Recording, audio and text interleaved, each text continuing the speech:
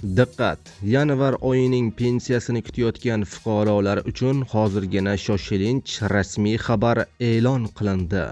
Fuqarolar tezda xabardor bo'ling. Assalomu alaykum, hurmatli tomoshabinlar. Tezkor yangiliklardan, birinchilardan bo'lib xabardor bo'lishni istasangiz, videorolik ostiga like tugmachasini bosib qo'yishni unutmang. Diqqat qiling. O'zbekistonda ish haqqi va pensiyalar inflyatsiya darajasidan yuqori oshiriladi.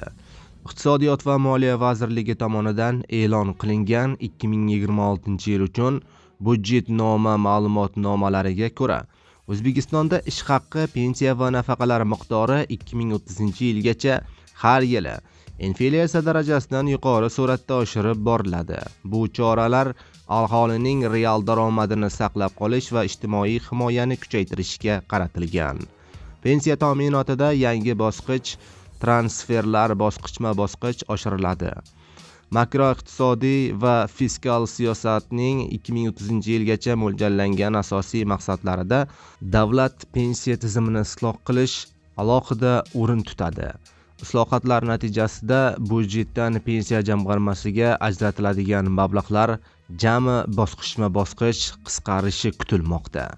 2026-yil pensiya jamg'armasining moliyaviy ko'rsatkichlari quyidagicha prognoz qilinmoqda. Qoldiq mablag'lari 3,9 trillion so'm, daromadlari 64,7 trillion so'm, xarajatlari 66,1 trillion so'mni tashkil etadi. Xarajatlar daromadlardan yuqori bo'lganligi uchun jamg'armaning taqchilligi qoplash maqsadida davlat budjeti tomonidan 23 trillion so'mlik transfermarkt ajratilishi rejalashtirilgan. Bu o'tgan yilga nisbatan 13,8% ga ko'pdir. Iqtisodiyot va moliya vazirligi shakllantirayotgan prognozlarga diqqat qilsak, 2027-yilda daromad 75 trillion so'm, xarajat 95 trillion so'm, davlat transferi 20 trillion so'mni tashkil etmoqda. Kelgusi 3 yil ichida mamlakatda pensionerlar soni 489 ming kishiga oshib, 4,76 million nafarga yetishi kutilmoqda.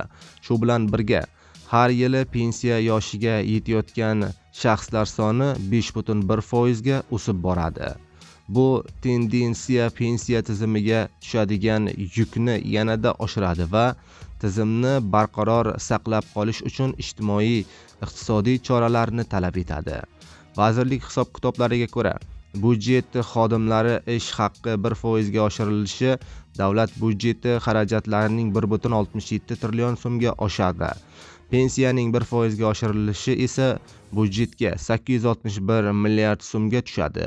Ijtimoiy nafaqa oluvchilar oilalar sonining 10% ga ko'payishi deyarli 1,6 trillion so'm qo'shimcha xarajatni talab qiladi. Budjetnomadagi yangi ko'rsatkichlar Iqtisodiyot va moliya vazirligining joriy yil iyul oyida taqdim etilgan fiskal strategiyasida belgilangan raqamlardan ancha farq qiladi. Masalan, avvaldagi prognozlarga ko'ra 2028-yilda pensiya jamg'armasi taqchilligi qoplash uchun 26 trillion so'm transfer ajratilishi kutilgan edi. Yangi hisob-kitoblar esa ehtimoliy tejamkorlik pensiya islohotlari hisobidan ta'minlanishi mumkinligi ko'rsatilmoqda, deyiladi xabarda.